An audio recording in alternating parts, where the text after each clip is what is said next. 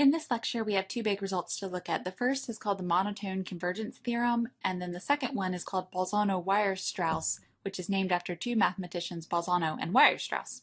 So let's begin with the monotone convergence theorem. I often abbreviate this theorem MCT. The monotone convergence theorem says every bounded monotone sequence converges. We're going to use the supremum property to prove this. Using the supremum property is one of the fastest ways to prove this theorem. Let's go ahead and sketch a picture to see intuitively why it's true. So the context here is we have some monotone sequence. Let's say it's monotone increasing, kind of like this. Now, if it weren't bounded, it might just travel off to infinity forever. But what we're going to assume is that this set is bounded above. That's one potential bound. Of course, it's not necessarily the best bound, but the idea is that if it's traveling up, but there's a ceiling, somehow it's going to have to kind of level off and trend towards something, and that something would be the limit of the sequence. Okay, let's get going with the proof. We're going to prove it just in the case of a monotone increasing sequence. The monotone decreasing situation would be a really similar proof, but instead of using a supremum, you would use an infimum. So without loss of generality, let's imagine that A sub n is a monotone increasing sequence and it's bounded above, so there's some positive number m, so that the absolute value of all of our terms is less than m. Just to use the language of the supremum property, let me think of all of the values in our sequence as a set. Then the set A is bounded, and then the supremum property says that any bounded set has a least upper bound. So by the supremum property, I can say that there's a supremum or a least upper bound of the set capital A, and for notational convenience, let me denote that supremum by the letter little a. That will be ultimately the limit of our sequence. Now that I have a good feel for what the limit should be, I mean, it makes sense if the sequence is going up forever, but there's a ceiling, the limit is going to have to be kind of the lowest ceiling that you could put on the terms. Let's go ahead and prove convergence. This is just going to show that the sequence an actually satisfies the definition of convergence. So let's let epsilon be an arbitrary positive number. Our next tool is the characterization for suprema. So given this choice of epsilon, I can find some term, and again for notational convenience, let me denote this term by A sub capital N, but here's just some member of the original set A, which lives in the closed interval from little a minus epsilon through A. This is just one term. Having one term in a sequence kind of near A isn't satisfactory, but now we're going to use the monotonicity. If A sub capital N lives in this closed interval, that means it lives, just to the left of A through little a. Then any term later in the sequence also lives in that closed interval because we're assuming that the values of our sequence are increasing. So conceptually, A sub capital N is really near the ceiling. Everything afterwards has to be even closer to the ceiling. Okay, now let's take that notion and turn it into inequalities. So we can say that if A sub capital N lives in that closed interval, that's equivalent to saying A minus epsilon is less than or equal to A sub capital N is less than or equal to A. And now let's make it clear how the monotonicity works. Since any index beyond this, what is now going to actually be our threshold, so any index beyond this threshold has a term which must sit to the right of A sub capital N, we can squeeze future terms in between A sub capital N and what we say is the supremum of all of the terms in our sequence, little a. Now we almost have what we need. We've got four terms here. Let's actually kick out the threshold and focus on the leftmost term and the right two terms. If I take the left term and the right two terms and subtract off a, on the left I get minus epsilon, basically the a goes away. Then from the second to the right term I'm going to have an minus a. A minus a is just 0, which is less than epsilon by how we chose epsilon. And now this string of inequalities can fold back into our normal expression for convergence. Now we can conclude that for all indices beyond the threshold, the distance between the corresponding terms in the sequence and this number a is less than or equal to epsilon. That means that little a is indeed the limit of the sequence. Therefore, any bounded monotone sequence has to converge, and in this case we were actually able to identify the limit itself as the supremum of the set of terms. Before we get to Bolzano Weierstrass, we're going to need some preliminary results, and those results are going to involve subsequences. So first let's start by reminding ourselves what a subsequence is. The general idea is that you have a sequence of real numbers, a sub n, and you grab some of them to form your subsequence. You have to follow two rules.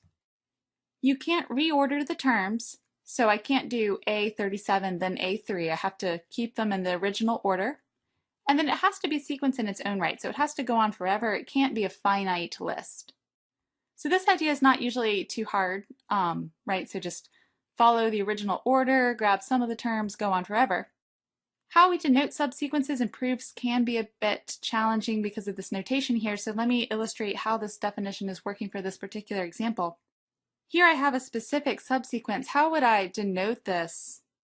The first term is a sub n1, the second term is a sub n2, the third term is a sub n3, etc. It might be helpful to realize that this letter n is not an index that's changing. It's really more a way of saying, hey, this is a subsequence. And then we're indexing our terms with this 1, 2, 3, 4, 5.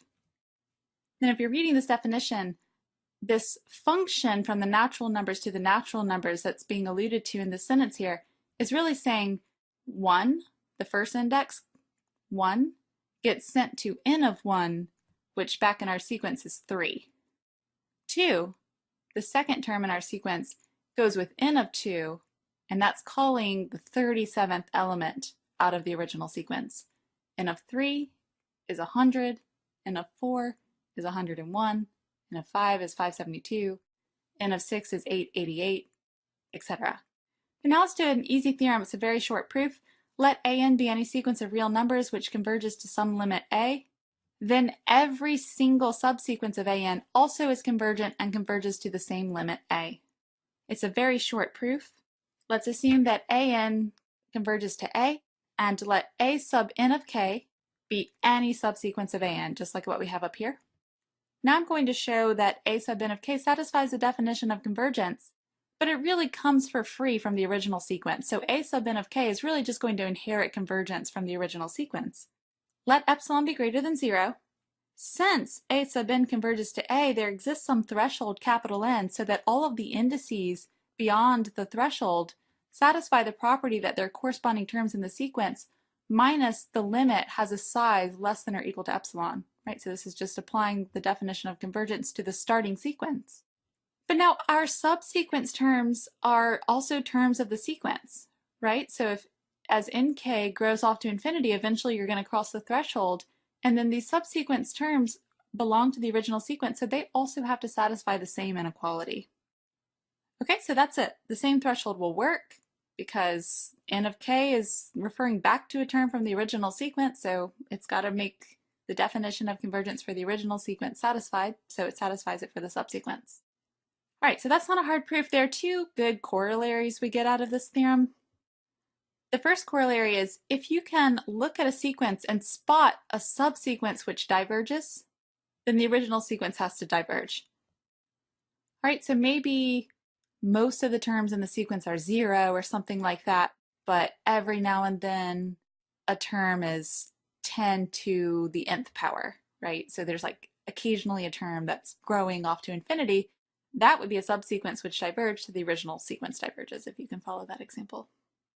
Another corollary is if you can find two subsequences whose limits don't agree, then the original sequence has to diverge, because if the original sequence converged, then both of these subsequences would converge and they would converge to the same limit.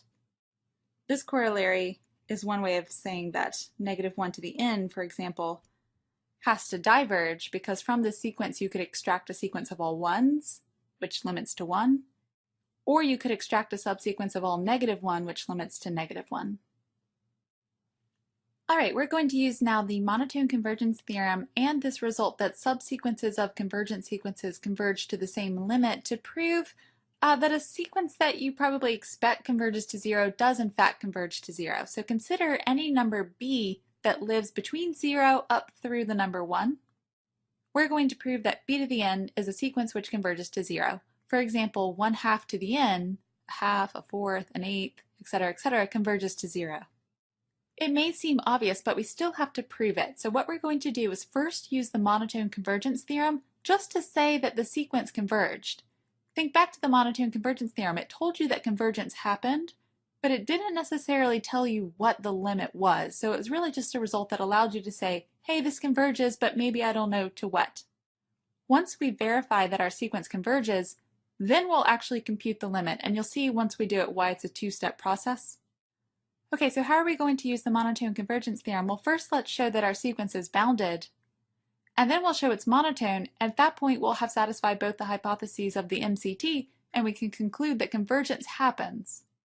Okay, for any natural number, b to the n is a positive number, or non-negative number at least, a positive number times itself n times. That's always going to be non-negative. So b to the n is a sequence which is bounded below by 0. Okay, here again I've written this as a set, so this is really referring to the set of terms from the sequence, but the point is that our sequence is bounded below by 0. Now let's show that it's monotone decreasing. Sometimes I see students do this with induction, but it's really not necessary because of the way that b is defined. So let's look at the n plus 1th term. I'll just denote that as b sub n plus 1. Well, that's exactly b to the n plus 1th power.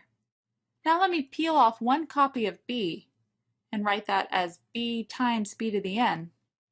By definition, b is strictly less than 1. So this is less than 1 times b to the n, which is the nth term in our sequence. So here we're actually proving that this is a strictly decreasing sequence. Now we have boundedness and monotonicity, so we can use the MCT to conclude that there must be some limit out there that Bn converges to. The monotone convergence theorem does not tell you what the limit actually is. All we have is existence. We're going to do a neat trick here to actually compute what the limit is. So let's consider a subsequence of our original sequence that consists of all of the even powers. By our previous result, this sequence has to converge to the same number b. Now here's the neat trick. It's going to use the algebraic limit theorem. Notice that little b is the limit of b to the 2n, that's what we just said. But b to the 2n is the same thing as b to the n times b to the n, so let me write it that way. Now think of this as the product of two sequences multiplied together. The algebraic limit theorem tells us that this is the same thing as the limit of the first one times the limit of the second one. Or in other words, the limit of the product is the product of the limits. Therefore, this right-hand side is really b squared. You might think that this is really enough to show the entire result. Why did we bother with the monotone convergence theorem? The reason why we bothered with the monotone convergence theorem is that you cannot use the algebraic limit theorem unless you know that your sequences converge. So this step here, saying the limit of the product is the product of the limits, only can be done if each of the individual limits exist. So I have to first know that b to the n has a limit before I can apply the algebraic limit theorem. Okay, so now we can finish up. Whatever this limit b is, it has to satisfy that b equals b squared, so it's 0 or 1. You can write a little bit more here if you want, but it's pretty obvious. b is strictly less than 1, and we're having a decreasing sequence, so the limit has to be 0. Okay, so now whenever we see a sequence that looks like some number between 0 and 1 to the nth power, we know that sequence converges to 0, and here we have a rigorous proof of that fact. We can grow our statement a little bit to say that if b is any number between -1 and 1 strictly, then b to the n has to converge to 0. It seems obvious, but again, here's the proof. B to the n, if b is negative, changes signs, but what I can say is that if it's less than or equal to the absolute value of b to the n, and it's greater than or equal to taking the absolute value of b to the n and then negating it. It's really kind of, if b is negative, it's going to bounce back and forth between this left and right-hand sides. The right-hand side now satisfies the conditions of the above statement, so that's the sequence we know converges to 0. The left-hand side is almost exactly the same. Technically, we can use the algebraic limit theorem to pull that negative out front and say it converges to -1 times the limit of the right-hand side, but again, that's 0. So by the squeeze theorem, the middle converges to 0. Now we're ready for the Bolzano Weierstrass theorem, which says that every bounded sequence has a convergent subsequence. This theorem is really only interesting if the bounded sequence is not convergent, because if the bounded sequence were convergent, then of course it has a convergent subsequence. Every subsequence would be convergent and would all converge to the same place. So really this is saying that even a badly behaved sequence, which is bounded, has a good convergent subsequence. For example, -1 to the n has 1, 1, 1, 1, 1, etc., etc. The proof is really neat. I like to call this kind of proof divide and conquer, so the idea is that we're going to look at our entire domain containing our bounded sequence, and we're basically going to kind of whittle away until we've narrowed down what must be the limit of the sequence. So let's start with this example sequence. First I'll take you through an illustration of the proof, and then we'll write down the proof, and then we'll revisit this illustration. So here I have a bounded sequence. This only has about 80 terms, but imagine that this were the entire sequence, so maybe there are infinitely many terms here. This sequence is bounded by the number 5. So let's take the entire sequence here. I've just plotted the values of the sequence and enclose them in an interval that goes from -5 to 5. What our proof is going to do is construct a convergent subsequence and prove it converges at the same time. So to construct the convergent subsequence, I first just have to have a term that serves as the first term of the subsequence. So let me randomly declare this term here, which I'm going to say is the seventh term of the original sequence. Let me just claim that this term here should serve as the first term in our subsequence. Now what we do is we take this whole domain from -5 to 5, and we're going to chop it in half right at the middle, so right at 0. Now I've got two halves. One of the two halves has to contain infinitely many terms from the sequence, because if -5 through 0, closed interval from -5 to 0, only contained finitely many, and the closed interval from 0 to 5 also only contained finitely many, then you take their union and you have that the original sequence only had finitely many terms, and that's not the kind of sequence that we look at. So at least one of the two halves must contain infinitely many terms from the sequence. In fact, they both could.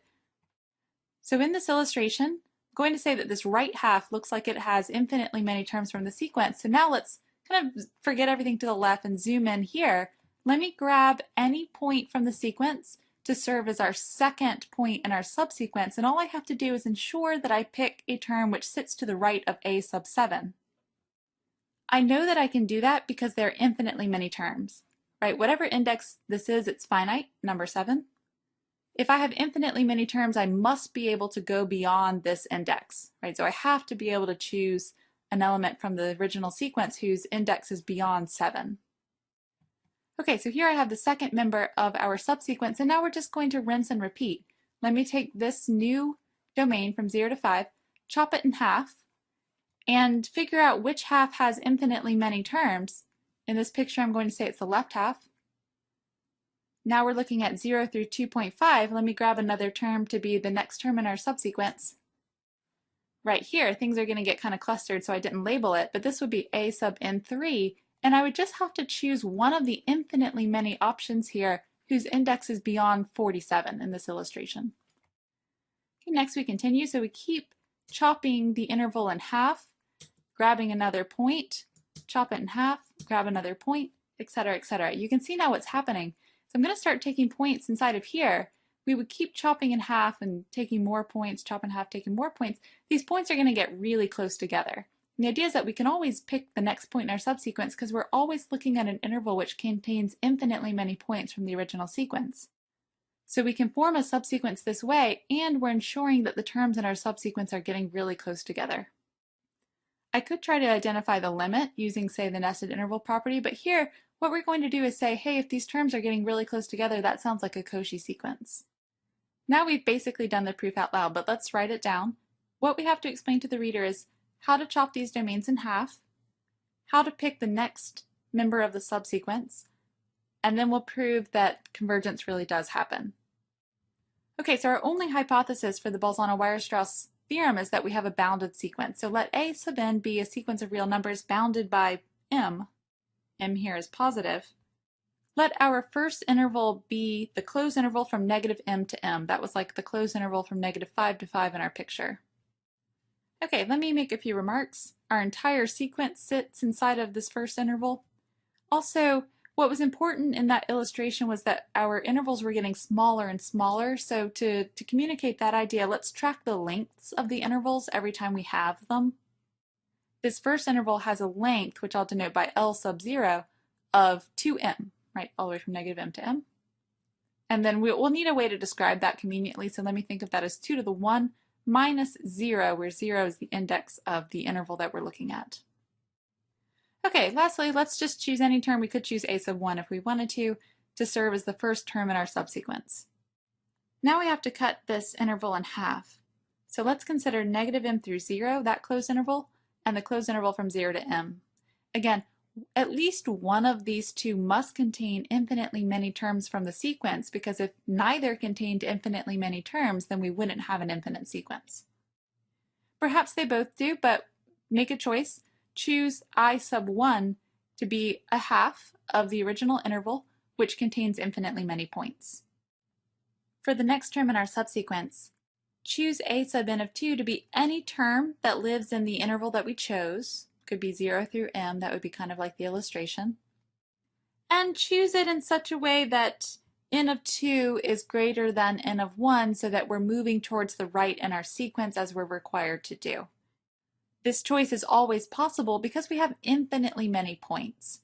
Whatever n of 1 was, if we have infinitely many options, we can always go beyond the index n of 1 because that's just a finite number. Notice the length of I1, let me denote that by little l of 1, is actually just m. But again, I want a good way to describe that. So what we're going to do is take this number and divide it by 2. That's like subtracting 1 off of this exponent. So that's going to be 2 to the 1 minus 1 times m. At this point, we have our algorithms. So now we're just going to continue in this way. So for all k greater than or equal to 2, so that we can choose I sub 2, choose I sub k so that it sits inside of the previous one, and it's half of it, and it has infinitely many terms from the sequence. Even as these intervals get smaller and smaller, there's always going to be a half that contains infinitely many terms, because if at any point you only had finitely many terms in both halves, then you'd put them together, you'd have finitely many terms, put them together, you could all the way go back to the beginning and say that the original sequence only had finitely many terms. So you can always make this choice of a half which contains infinitely many terms from the sequence. Then you choose the next point in the sequence.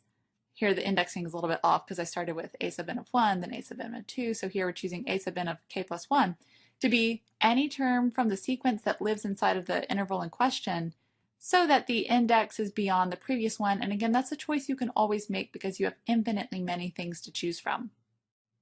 Lastly, the length, if you follow the pattern here, you could write down a few more examples, is 2 to the 1 minus k times m. Okay, at this point we have written down what that illustration showed. So start with one domain, could be quite large, all the way from negative m to m, and whittle away. Always reduce it by a half so that you're kind of zooming in at the most concentrated points in the sequence. Now that we've done that, we can prove convergence happens. So we'll do that on the next slide. Okay, so here again is our illustration of the idea of this proof. So here I've just plotted all of the values apparent in the sequence between negative 5 and 5. That's like negative m and m. And the idea is that we kind of keep chopping our domain in half. We keep dividing it in two. And as we do that, we were creating a subsequence, which we can now see, if you follow my mouse down here to the smallest interval, now see is getting kind of clustered up. So that's what we need to show happens in writing. Let's first point out that these intervals have a length which is shrinking to 0. In other words, as we keep squeezing points inside of these intervals, we're going to be forcing them really close together.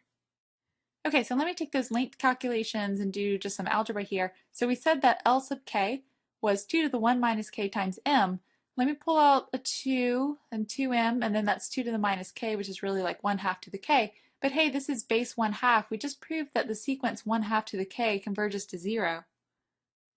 1/2 to the k converges to 0. 2 times m is just a number. So by the algebraic limit theorem, we can say that the limit of the sequence of lengths that we create as we create these nested intervals converges to 0. Okay, so that gives us the result about these intervals kind of shrinking to 0. Now let's prove convergence happens, and what we're going to do is actually show that the subsequence we created is Cauchy. That makes sense because as our intervals are shrinking to 0, we're going to say that these points are getting really close together relative to each other, and that's this idea of having a Cauchy sequence. All right, let epsilon be greater than 0. We'll want to show that the subsequence converges. Let's first use the definition of convergence with the sequence of lengths, which we now converges to 0.